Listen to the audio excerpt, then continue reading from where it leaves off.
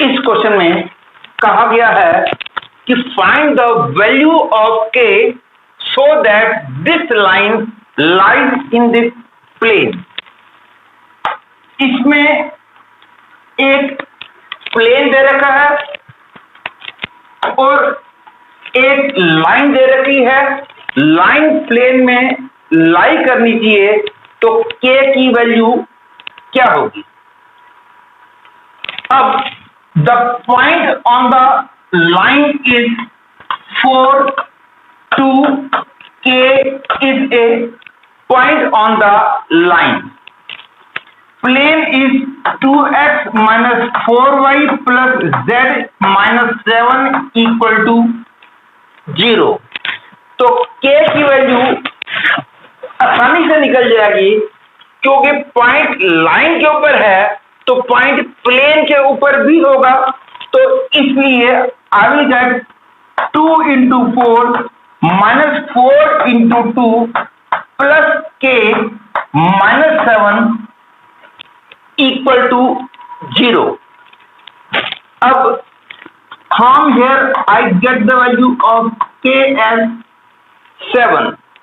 अब लाइन के direction ratio 1:1:2 है।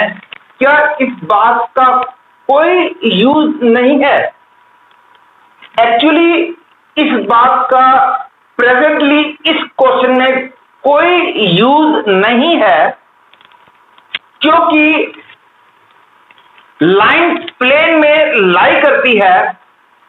इसलिए जस्ट फॉर नॉलेज बोल रहा हूं, 1:1:2 लाइन के डायरेक्शन में जो है, 2 - 4 1 लाइन के प्लेन के नॉर्मल के डायरेक्शन रेशियो है और इसके हैं 1 1 एंड 2। ये क्लियर है। 2 into 1 plus -4 into 1 plus 1 into 2 जो है वो 0 के बराबर है। और क्योंकि ये 0 है तो इसका मतलब हो गया कि प्लेन का नॉर्मल लाइन के परपेंडिकुलर है। और ये होना भी था, क्योंकि यदि प्लेन का नॉर्मल लाइन के परपेंडिकुलर ना होता तो फिर लाइन प्लेन में लाई ही नहीं कर सकती थी।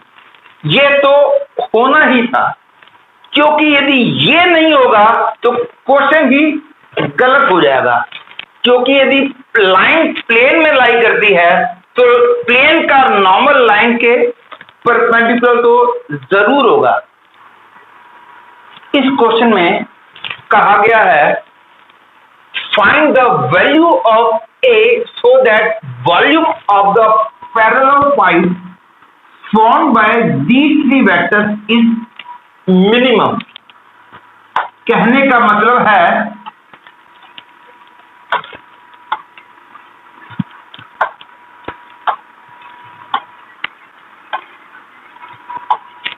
एक वेक्टर ऐसे है, एक वेक्टर ऐसे है, एक वेक्टर ऐसे है। पहला मैं बोल देता हूं i प्लस aj प्लस के,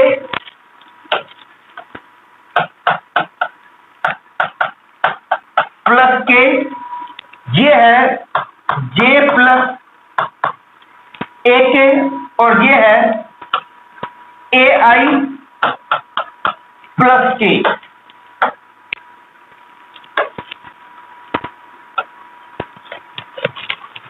और इसका वॉल्यूम क्या हो जाएगा? Will be mod of scalar triple product of these three vector. इन तीन वेक्टर्स का स्केलर ट्रिपल प्रोडक्ट जो होगा उसका मॉडुलस जो है वो वॉल्यूम होगा। मॉडुलस लेना इसलिए जरूरी है क्योंकि स्केलर ट्रिपल प्रोडक्ट तो नेगेटिव भी आ सकता है।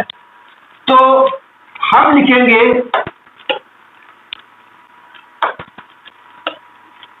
मॉड ऑफ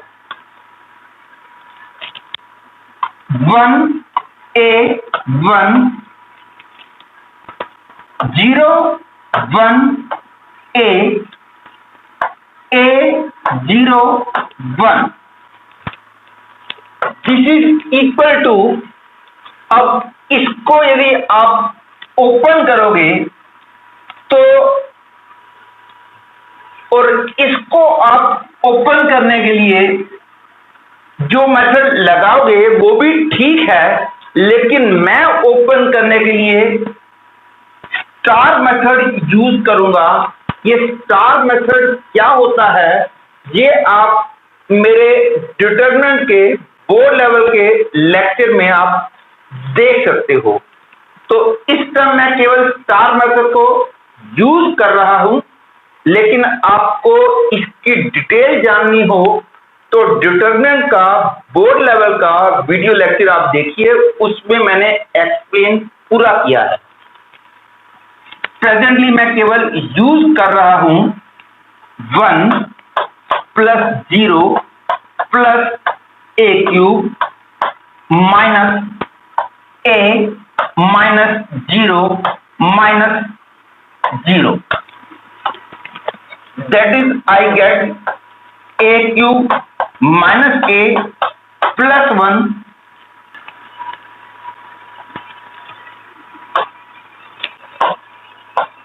mod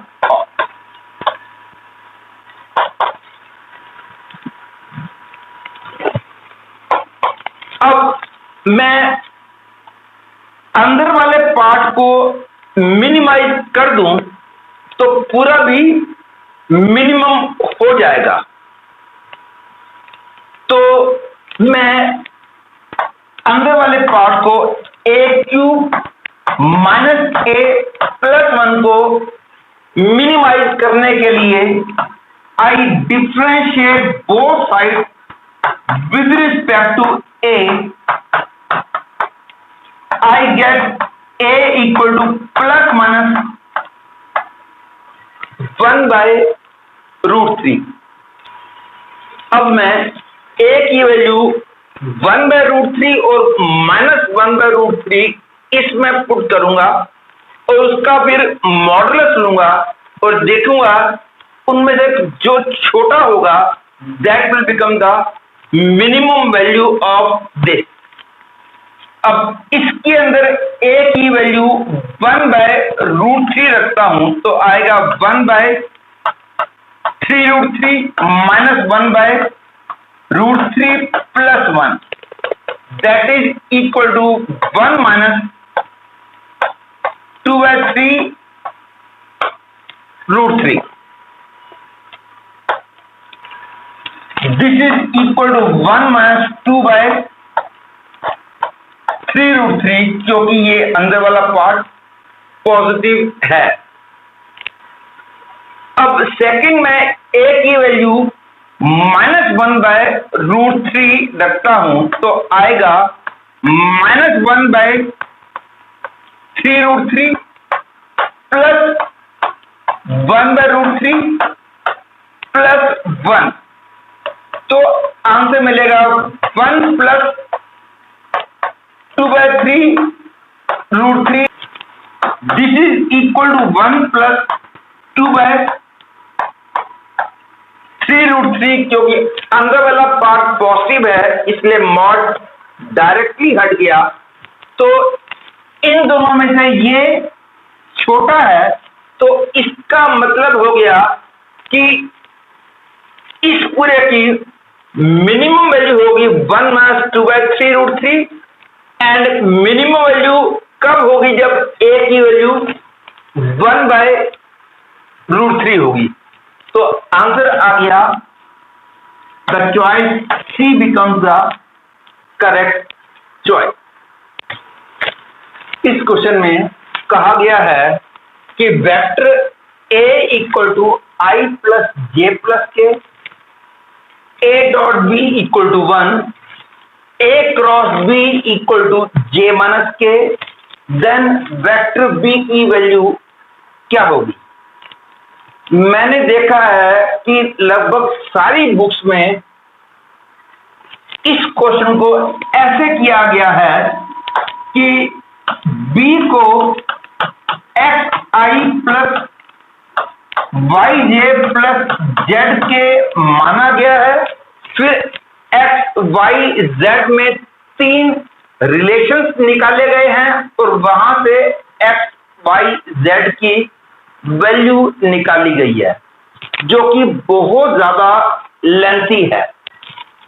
तो ये यदि क्वेश्चन ऑब्जेक्टिव है तो इसका कोई ना कोई शॉर्टकट वे होगा, ये उनको भी सोचना चाहिए। मैं इसको ऐसे तरीके से करूंगा कि b की वैल्यू आसानी से निकल जाएगी, लेकिन उस वे को सोचना थोड़ा टफ है, लेकिन प्रैक्टिस करोगे तो वो भी दिमाग में आएगा। और प्रैक्टिस करने के लिए मैं आपको पहले भी बोल चुका हूं, मेरा वेक्टर्स का मेथ लेवल का वीडियो लेक्चर देखिए, उसमें मैंने बहुत सारे क्वेश्चन करवाए भी हैं और उससे ज्यादा क्वेश्चन मैंने प्रैक्टिस के लिए असाइनमेंट में लिखे हैं। तो आप वो सारे क्वेश्चन और असाइनमेंट के क्वेश्चन कर लोगे तो आप इजीली ये वाले क्वेश्चन कर पाओगे। इसमें बी वेक्टर निकालना है। तो टू डू दिस मैं दोनों तरफ ए वेक्टर से क्रॉस प्रोडक्ट ले लेता हूं। दोनों तरफ ए से क्रॉस प्रोडक्ट मैं क्यों ले रहा हूं, जब मैं क्वेश्चन करूंगा तो आपको क्लियर हो जाएगा कि मैंने दोनों तरफ ए से क्रॉस प्रोडक्ट क्यों लिया था। देखिए, A cross B equal to A cross J minus K. This implies that a dot b into a minus a dot a into b equal to a cross j minus k। अब a dot b की value 1 दे रखी है। a dot a आसानी से calculate करो तो 3 निकलेगा, तो हमको b वेक्टर की वैल्यू मिल जाएगी। ये अब बिल्कुल आगे आसान है, फिर भी मैं कंप्लीट करने के लिए मैं इसको करूंगा। ये आ गया 1 into A minus 3b equal to A cross this का मतलब आई जे के 1 1 1 0 1 माइनस 1। तो I get A minus 3b equal to minus 2i plus जे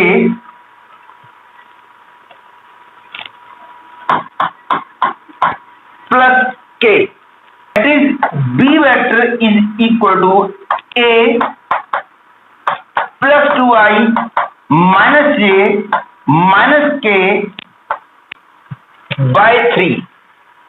तो b वेक्टर की वैल्यू आ गई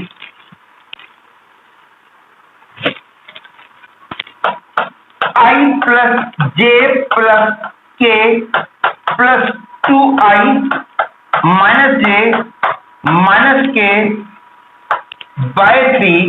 दैट इज बी वेक्टर की वैल्यू आ गई आई। Therefore the choice C becomes the correct choice. इस क्वेश्चन में कहा गया है कि ये वाली लाइन और ये वाली लाइन आपस में इंटरसेक्ट करती हैं, तो k की वैल्यू क्या होगी। यदि ये दोनों लाइंस कट करती हैं, इसके लिए स्टार्ट ऐसे करेंगे we find any point on this line. वो कैसे निकालेंगे? x minus 1/2 y plus 1/3 z minus 1/4, इसको मैं r ले लेता हूं। तो x की वैल्यू आ गई 2r प्लस 1, y की वैल्यू आ गई 3r माइनस 1, z की वैल्यू आ गई 4r प्लस 1। r की वैल्यू कुछ भी हो जाए, ये वाला पॉइंट इस लाइन पे तो लाई जरूर करेगा। अब हम पता लगाएंगे r की किस वैल्यू के लिए ये वाला पॉइंट इस लाइन पे भी लाई करेगा। यदि ये लाइन इसको कट करती है तो r की कोई ना कोई वैल्यू ऐसी निकल जाएगी जिसके लिए ये पॉइंट जो है इस लाइन पे लाई करेगा। यदि r की किसी भी वैल्यू के लिए ये इस पे लाई नहीं करता तो इसका मतलब होगा कि ये दोनों लाइन कट करती ही नहीं है। अब मैं इस पॉइंट को उस लाइन में रख रहा हूं, तो आ गया 2r plus 1 minus 3/1, 3r minus 1, 3r minus 1 minus k/2 equal to 4r plus 1/1। तो मेरे को मिला 2r minus 2 equal to 3r minus 1 minus k/2 equal to 4r plus 1। अब मैं इन दोनों को इक्वेट कर देता हूं तो r की वैल्यू निकल जाएगी और फिर उसके बाद इन दोनों को इक्वेट करके मैं r की वैल्यू पुट कर दूंगा और k की वैल्यू निकल जाएगी। इन दोनों को इक्वेट किया तो r की वैल्यू आ गई माइनस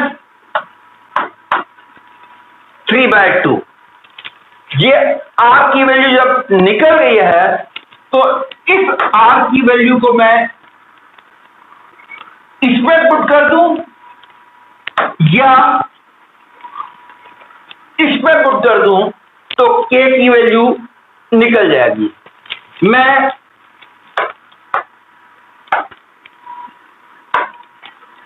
r की वैल्यू इसमें पुट कर देता हूं तो आ गया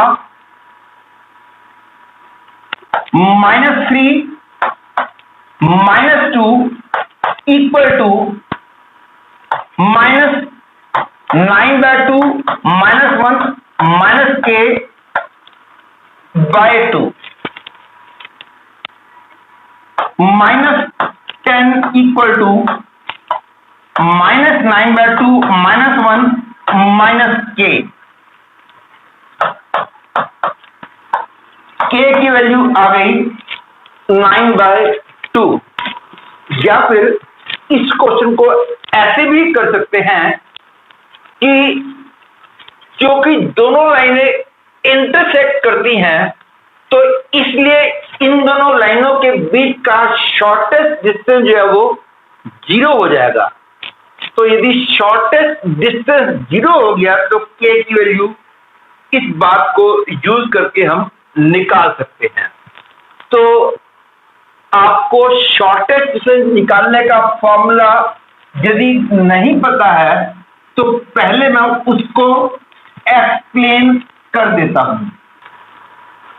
shortest distance between the line x minus x1 upon a1, y minus y1 upon b1, z minus z1 upon c1 and x minus x2 upon a2 y minus y2 upon b2, z minus z2 upon c2, इनके बीच का shortest distance is given by x2 minus x1, y2 minus y1, z2 minus z1, a1, b1, c1, a2, b2, c2 upon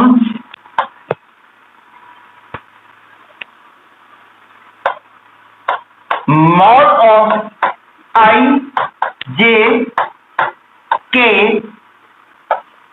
a1, b1, c1, a2, b2, c2 and इस पूरे का भी हमको mod लेना होगा, क्योंकि इस पूरे की वैल्यू नेगेटिव भी हो सकती है, इसलिए पॉजिटिव बनाने के लिए मॉड लेना होगा।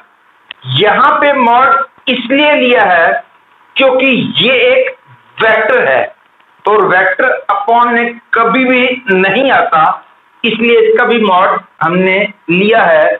ये है direct formula for finding the shortest distance between the two line. अब मैं इस फॉर्मूले का यूज करूंगा to find the shortest distance between the line, and shortest distance को हम 0 के बराबर पुट कर देंगे। यहां पे आएगा 1 minus 3 minus 1 minus k 1 minus 0 and 2 3 4 1 2 1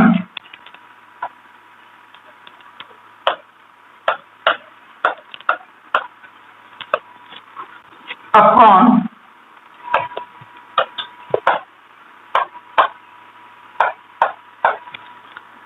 equal to हम 0 पुट करेंगे।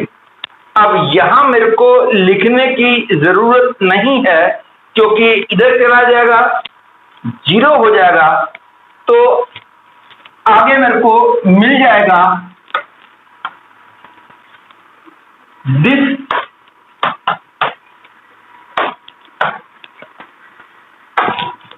अब आगे मेरे को ये मिल जाएगा और इस डिटरमिनेंट को हम आगे इवेल्युएट करेंगे। क्या आएगा? -2 -1 माइनस के 1 2 3 4 1 2 1 इक्वल टू 0। अब आगे जो है I use the property R1 changes to R1 plus R2, तो हमको मिल जाएगा 0 2 minus k and 5 2 3 4 1 2 1 equal to 0। और इसके बाद R2 changes to R2 minus 2 R3. I will get 0 2 minus k 5 0 minus 1 2 1 2 1 equal to 0। तो हमको मिल गया 4 minus 2k minus 5 plus 5 equal to 0। तो k की वैल्यू आ गई 9/2। This was the alternative way of doing the question. इस question में कहा गया है कि find the unit vector which is orthogonal to this vector and coplanar with this and this vector. आपको पता होगा, नहीं पता है तो याद रख लो कि A cross B cross C vector जो होता है ये B और C के प्लेन में होता है और A वेक्टर के परपेंडिकुलर होता है. एक्चुअली दो वेक्टर पॉसिबल होते हैं, A cross B cross C और A cross C cross B. A cross C cross B भी A के परपेंडिकुलर होगा और B और C के प्लेन में होगा. हम B क्रॉस C और C क्रॉस B दोनों से आंसर निकालेंगे. जो आंसर चॉइस में आएगा हम उसको यूज कर लेंगे. ये क्लियर है, जब C क्रॉस B यूज करेंगे उसकी वैल्यू जस्ट इसकी नेगेटिव होगी. और ये भी जानते हैं कि इसको ओपन करने का फॉर्मूला है first dot third into second minus first dot second into third. अब A डॉट C निकालना है. मैं इसको A, इसको B और इसको C यूज कर रहा हूं तो A डॉट C की वैल्यू आ गई 5 minus 2 plus 6 into B minus 10 plus 2 plus 6 into C. This is equal to 9B minus 18C. 9 into B is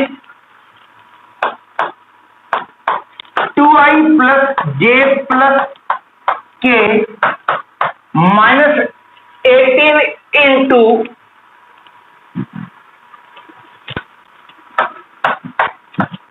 I minus J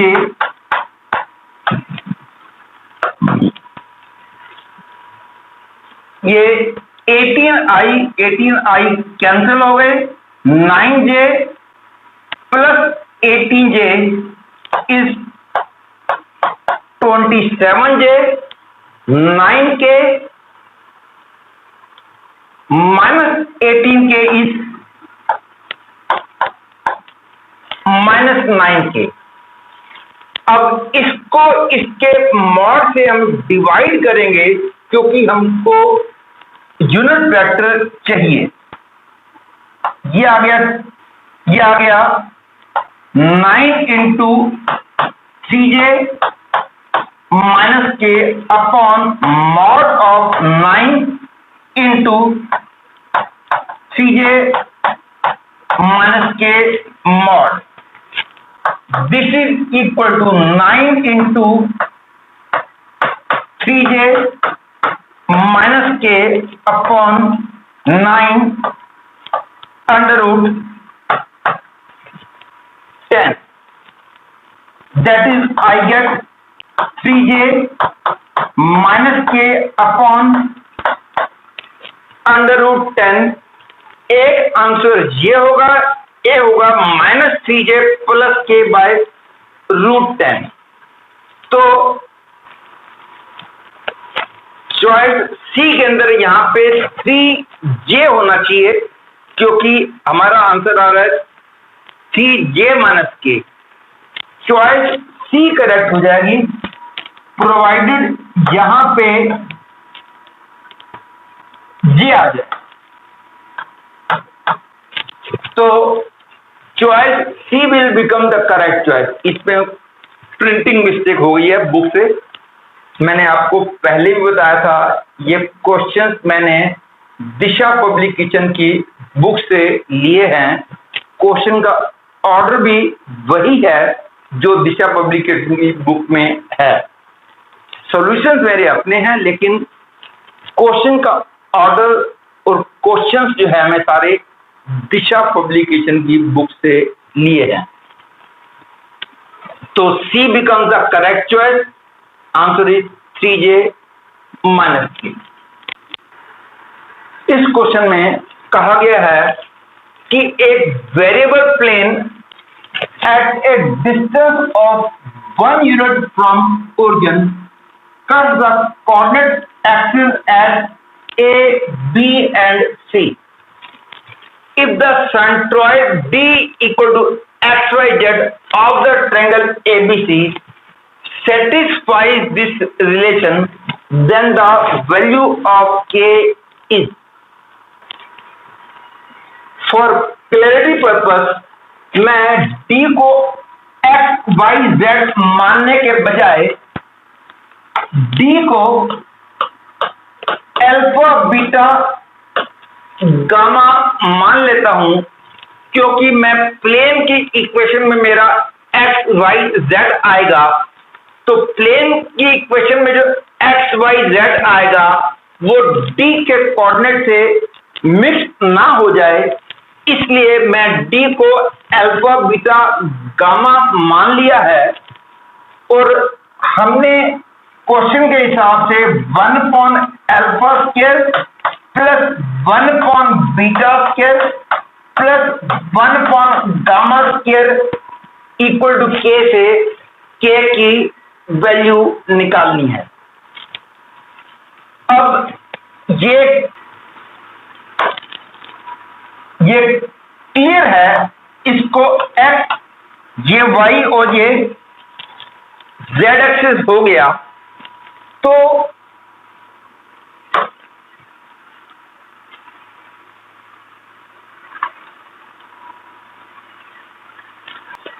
ये हो गया रिक्वायर्ड प्लेन। इसका सेंट्रॉइड डी जो है वो अल्फा, बीटा, गामा है। यदि ये अल्फा, बीटा, गामा है तो ऑटोमेटिकली ये 3 अल्फा 0 0 बन जाएगा, ये 0 3 बीटा 0 हो जाएगा और ये 0 0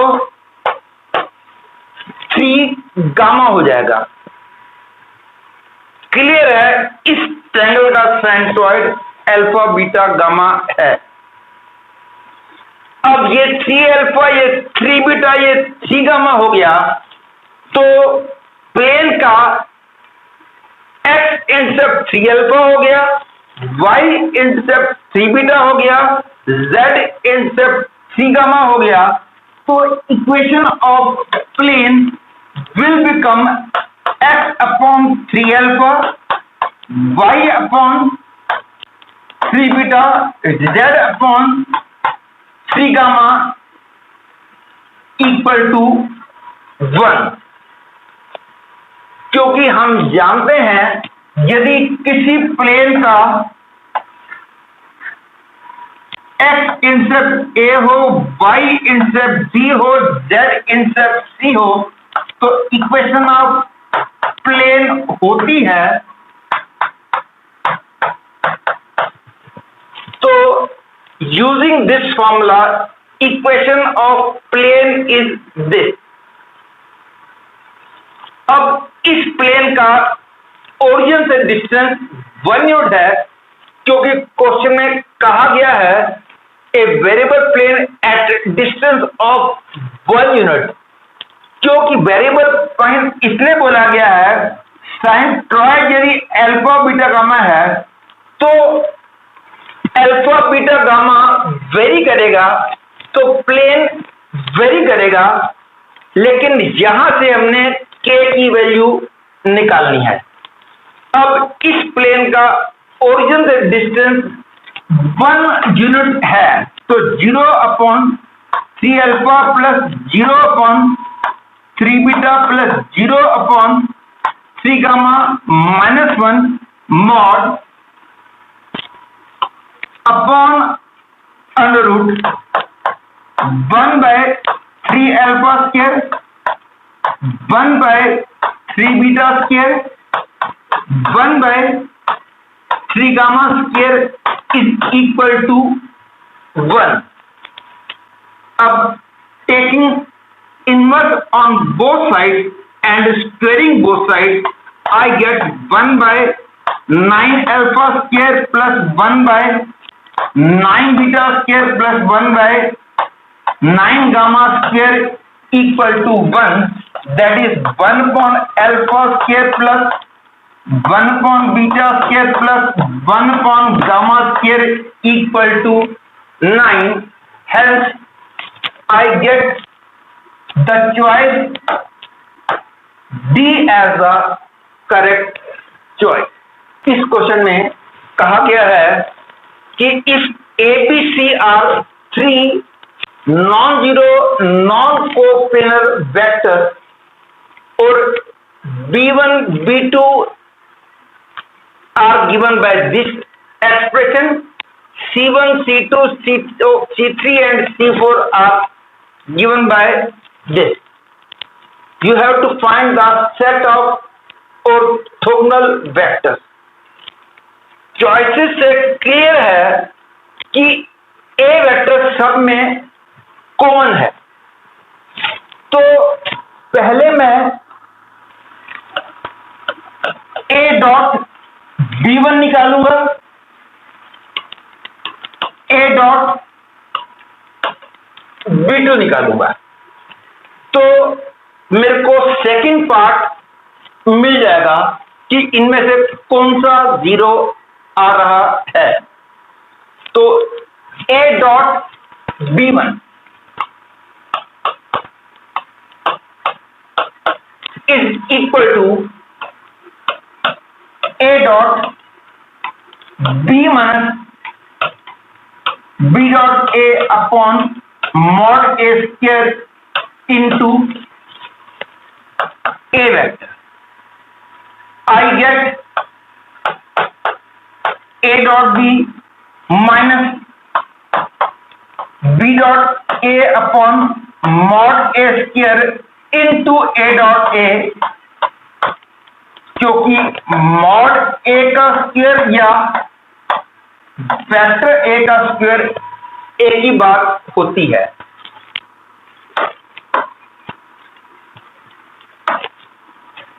This is equal to A dot B minus 0. तो A dot B1 0 हो गया. अब मेरे को A dot B2 को चेक करने की जरूरत नहीं है, और वैसे भी क्लियर है A dot B2 यूज करेंगे तो प्लस आ जाएगा और तब ये 0 नहीं आएगा. तो इसका मतलब हो गया कि A डॉट B1 0 है, तो डी चॉइस तो ठीक हो ही नहीं सकती. अब आगे A डॉट C1 C2 निकालेंगे. C4 तो किसी चॉइस में है ही नहीं, तो C4 is useless in this question. अब मैं A dot C1, A dot C2 and A dot C3 निकालूंगा. A dot C1 को कैलकुलेट करूंगा. A dot C1 का मतलब हो गया C vector minus C dot A upon mod A square plus into A vector B dot C upon mod C square into B1.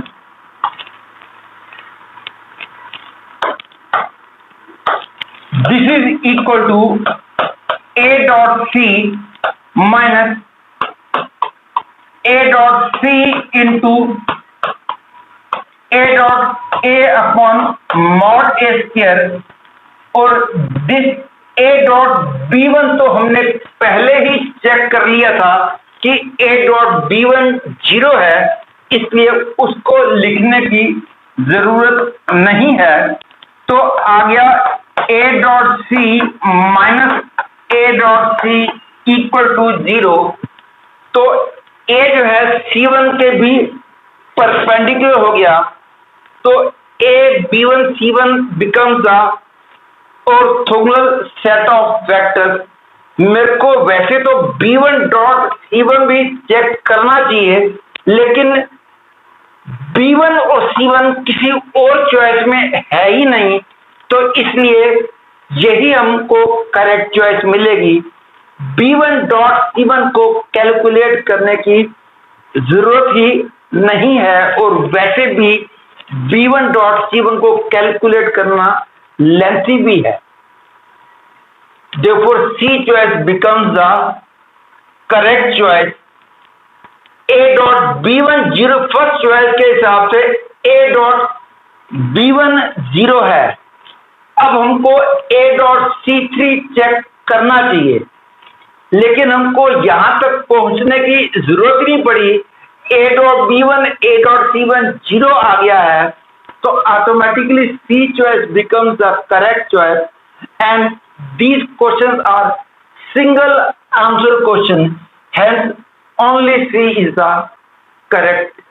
इस question में कहा गया है कि एक प्लेन है जो इन दोनों, इस प्लेन और इस प्लेन के परपेंडिकुलर है और इस पॉइंट से होके जाता है।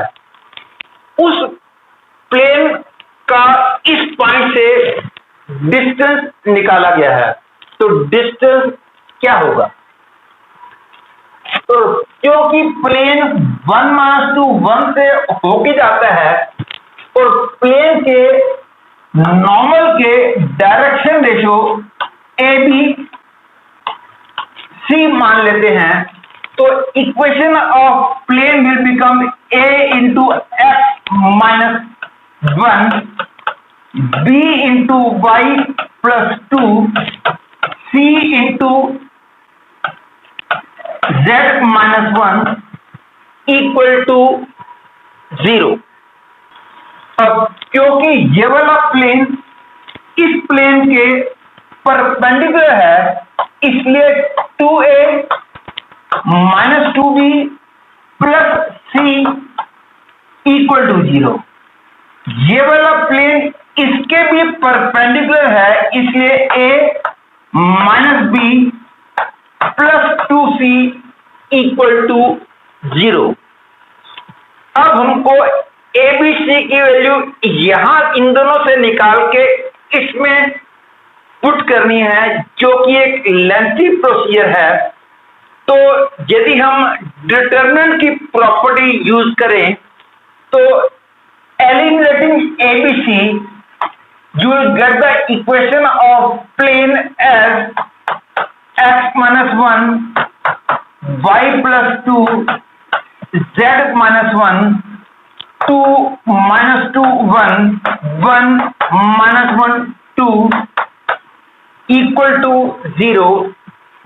यहां से इन तीनों से मैंने ये कैसे लिख दिया है, यदि आपको क्लियर नहीं है तो मेरा डिटरमिनेंट का मेश लेवल का लेक्चर देखो, उसमें मैंने इसको एक्सप्लेन किया है। तो अब जो है इसको ओपन करते हैं, तो I get -3 into X minus 1 3 into Y plus 2 0 into z minus 1, that is I get x minus 1 plus, that is I get x plus y plus 1 equal to 0। अब इस प्लेन का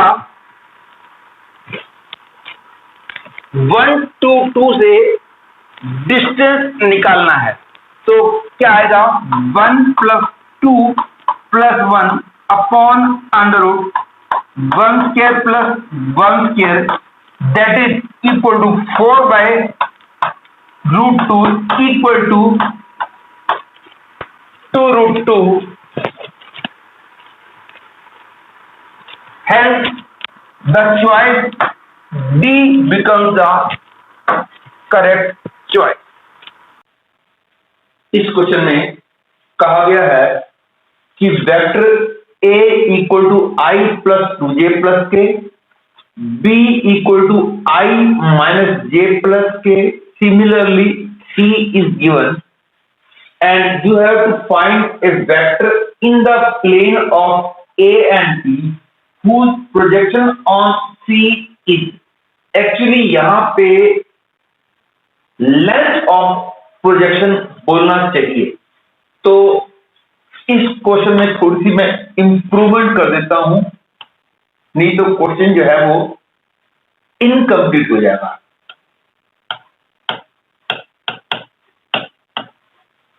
और ये वाला फॉर्मूला आपको पता होना चाहिए कि ए वेक्टर और बी वेक्टर यदि आपको दे रखे हों, projection of A on B is given by A dot B upon mod B.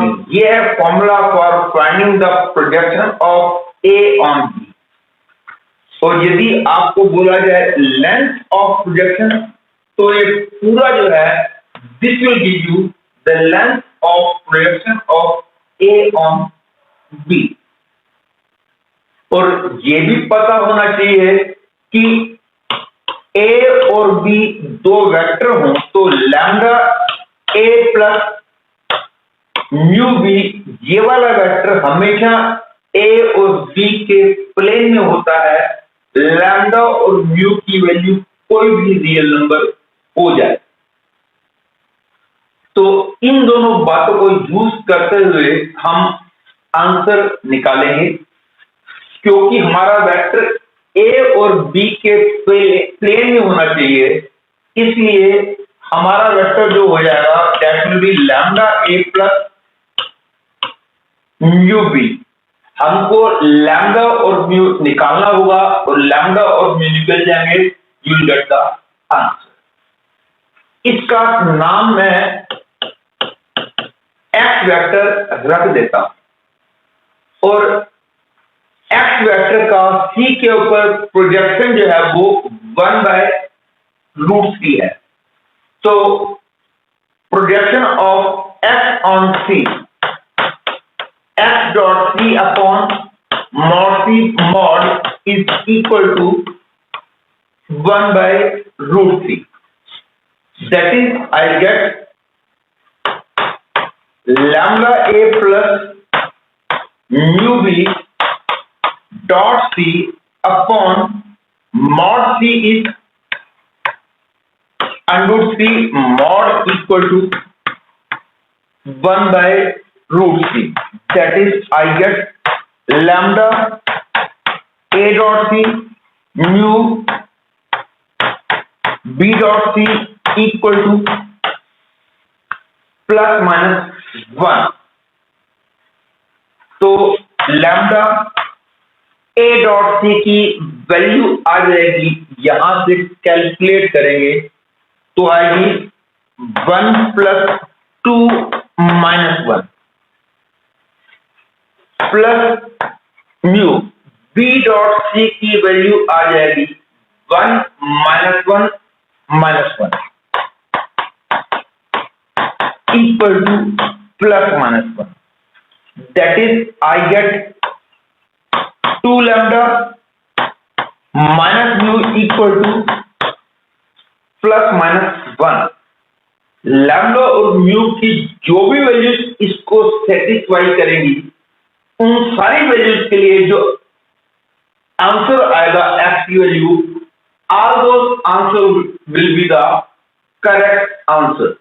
लेकिन अब हमने देखना है कि इनमें से कौन सी चॉइस करेक्ट है। यहां से क्लियर क्लियर है mu equal to 2 lambda minus plus 1 या mu equal to 2 lambda plus minus 1, बात तो एक ही है। अब ये म्यू की वैल्यू को मैं यहां पुट कर देता हूं। I get X equal to lambda A plus 2 lambda plus minus 1 into B. X vector is equal to lambda into A plus 2b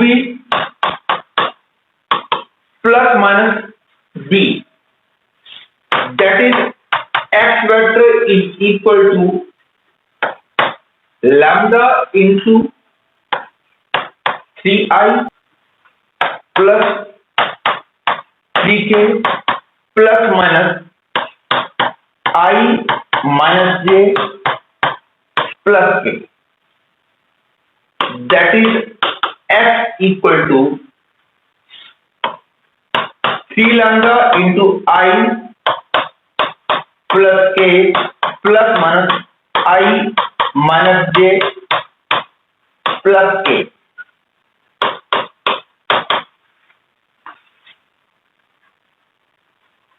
That is I get 3 lambda plus minus 1 into I minus plus j plus 3 lambda plus minus 1 into k। और क्योंकि यहां minus और plus दोनों हैं, यदि हम minus लेते हैं तो ए भी ठीक हो सकता है, और यदि हम माइनस लेते हैं तो ए ठीक हो सकता है। अब ए जो है ठीक हो जाएगा यदि लैम्डा की वैल्यू मैं 1 ले लेता हूं और ऊपर वाला माइनस साइन ले लेता हूं, तो ए चॉइस ठीक हो जाएगी। वैसे तो और चॉइसेस को चेक करने की जरूरत नहीं है, फिर भी फॉर क्लैरिटी पर्पस मैं बाकी चॉइसेस को भी चेक कर देता हूं। प्लस जे का मतलब यहां पे हम प्लस लेंगे, ठीक है, ले लेते हैं प्लस। लेकिन आई का कोएफिशिएंट और के का कोएफिशिएंट लैम्डा की वैल्यू कुछ भी हो जाए सेम होगा, और इसमें आई और के का कोएफिशिएंट सेम नहीं है, इसमें भी आई और के का कोएफिशिएंट सेम नहीं है, इसमें भी आई और के का कोएफिशिएंट सेम नहीं है। इसलिए only A becomes the correct choice. इस क्वेश्चन में कहा गया है कि number of distinct real values of lambda for which these three vectors are coplanar। Lambda की कितनी वैल्यूज ऐसी होंगी जिनके लिए ये तीनों वेक्टर कोप्लेनर होंगे, ये है question. To do this question हम जानते हैं कि ए, बी और सी यदि 3 वेक्टर्स हों तो यदि इनका स्केलर ट्रिपल प्रोडक्ट 0 आ गया तो इसका मतलब है vectors are coplanar. That is box ABC यदि 0 आ गया तो इसका मतलब होगा A, B and C are coplanar vector. अब मैं इनका स्केलर ट्रिपल प्रोडक्ट निकालूंगा और उसको 0 पुट कर दूंगा। यह आएगा minus lambda square 1 1 1 minus lambda square 1 1 1 equal to 0. Now using the property that C1 changes to C1 plus C2 plus C3, I get 2 minus lambda square 1 1, 2 minus lambda square minus lambda square 1, 2 minus lambda square 1 minus lambda square equal to 0, 2 minus lambda square common, I get 1 1 1 1 minus lambda square 1 1 1 and minus lambda square equal to 0, 2 minus lambda square into, अब मैं property use कर रहा हूं, R2 changes to R2 minus R1 and R3 changes to R3 minus R1, तो आ गया 1 1 1 0 minus lambda square minus 1 0 0 0 and minus lambda square minus 1 equal to 0. That is 2 minus lambda square into minus lambda square minus 1 whole square equal to 0. ये तो 0 हो नहीं सकता क्योंकि into lambda square plus 1 whole square equal 0, और क्योंकि ये तो 0 हो ही नहीं सकता, I get 2 minus lambda square equal to 0, lambda equal to plus minus root 2. इस क्वेश्चन में कहा गया है कि ABC are unit vectors such that A plus B plus C is 0 vector. Which of the following is correct? मतलब कि क्योंकि ABC का सम 0 है, मतलब कि फिगर जो बनेगी that will be of this type. इस पॉइंट का नाम P, Q and R रख देता हूं, इस वेक्टर को मैं A बोल देता हूं, इसको B और इसको C. According to this question, A plus B plus C is 0, तो इसलिए मैंने डायरेक्शन ऐसे ली है. अब A cross B equal to B cross A equal to C cross A equal to 0 हमने चेक करना है. आपको ये पता होगा कि यदि कोई ट्रायंगल है R S T, ये वेक्टर है A, ये वेक्टर है B, तो 1/2 mod of A cross B represent the area of this triangle. मैं इस बात को इस क्वेश्चन में यूज करूंगा और पिछले वाले कॉन्सेप्ट को यूज करते हुए 1/2 माइनस ए क्रॉस बी, क्योंकि माइनस ए इस तरफ होगा, this will represent the area of the triangle. Similarly 1/2 minus b cross c will also represent the area of triangle. Similarly, 1/2 mod of minus c cross a will also represent the area of triangle. क्योंकि triangle same है, इसलिए हम ये कह सकते हैं कि ये और ये बराबर हैं, तो इन तीनों को इक्वेट किया तो आई गेट मॉड ऑफ, क्योंकि मॉड के अंदर माइनस की इंपॉर्टेंस नहीं होती है, मतलब कि इन तीनों वेक्टर्स का मॉडुलस तो बराबर आ गया. अब मेरे को देखना है कि यदि इन तीन वेक्टर्स की डायरेक्शन भी सेम हो गई तो तो वेक्टर्स बराबर हो जाएंगे, क्योंकि वेक्टर्स के केस में यदि दो वेक्टर्स का मैग्नीट्यूड भी सेम हो जाए, डायरेक्शन भी सेम हो जाए, तो वो वेक्टर इक्वल होते हैं।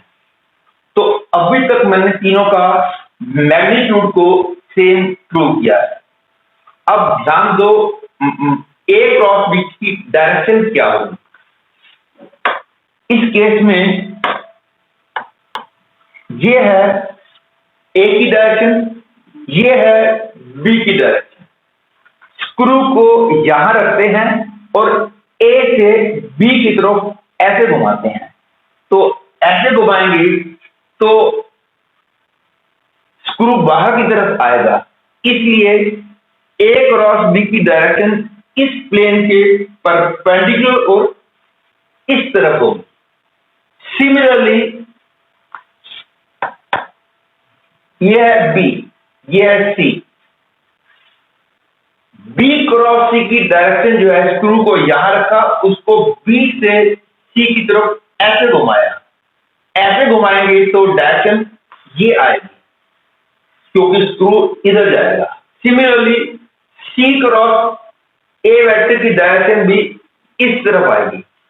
तो इसका मतलब हो गया कि इन तीनों वेक्टर की डायरेक्शन भी सेम हो गई।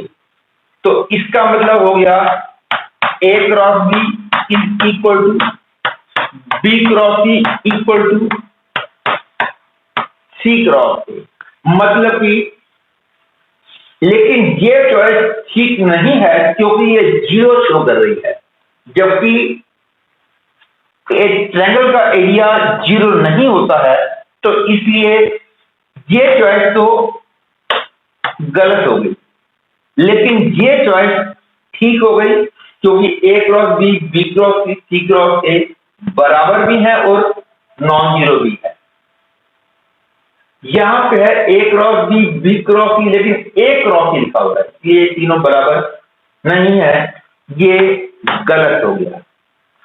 ए cross B, B cross C cross A are mutually perpendicular भी गलत हो गया, क्योंकि तीनों जो है पैरेलल वेक्टर्स हैं, इसलिए ये भी चॉइस गलत हो गई। ए इज द करेक्ट चॉइस। इस क्वेश्चन में कहा गया है कि एक पैरेललोपाइड है जिसकी एजेस की लेंथ यूनिट है और तीनों axes non coplanar unit vector ABC के पैरेलल हैं, और ये इंफॉर्मेशन भी दे रखी है, वॉल्यूम ऑफ पैरेललोपाइड निकालना है। इस क्वेश्चन को करने से पहले मैं आपको एक फॉर्मूला याद दिला देता हूं। Scalar triple product of ABC into scalar triple product of P Q R की वैल्यू होती है A dot P, A dot Q, A dot R, B dot P, B dot Q, B dot R, C dot P, C dot Q, C dot R. और इसी का particular case है ABC into ABC. This is equal to A dot A dot B, A dot C. B dot A, B dot B, B dot C, C dot A, C dot B, C dot C. और इस फॉर्मूले को मैं use करूंगा to do this question. According to question,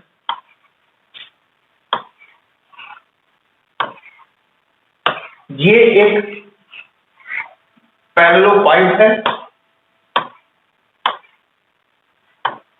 ये है ए vector, suppose ये है बी वेक्टर और ये है सपोज सी वेक्टर। हम जानते हैं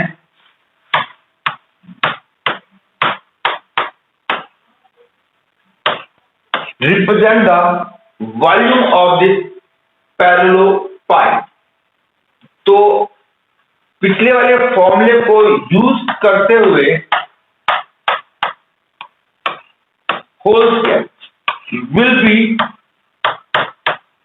a dot a dot b, a dot c, b dot a, b dot b, b dot c, c dot a, c dot b and c dot c। This is equal to a dot a की value 1 है क्योंकि a b c तीनों unit vector, इसलिए ये आ गया 1। a dot b की value 1/2 दे रखी है, a dot c 1/2, 1/2, 1, 1/2, 1/2, 1/2 and 1। This is equal to 1/8 into 2, 1, 1, 1, 2, 1, 1, 1, 2। This is equal to 1/8। C1 changes to C1 plus C2 plus C3। I get 4, 1, 1, 4, 2, 1, 4, 1, 2 equal to 4/8, 1, 1, 1, 1, 2, 1, 1, 1 and 2। Now this is equal to 1/2 and using the property R2 changes to R2 minus R1 and R3 changes to R3 minus R1। I get 1, 1, 1, 0, 1, 0, 0, 0 and 1। That is equal to 1/2। तो इसकी value आ गई है 1/2। That is I have got equal to 1/2। Therefore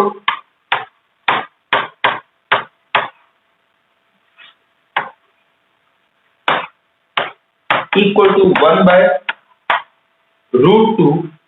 Hence I can say A is the correct choice।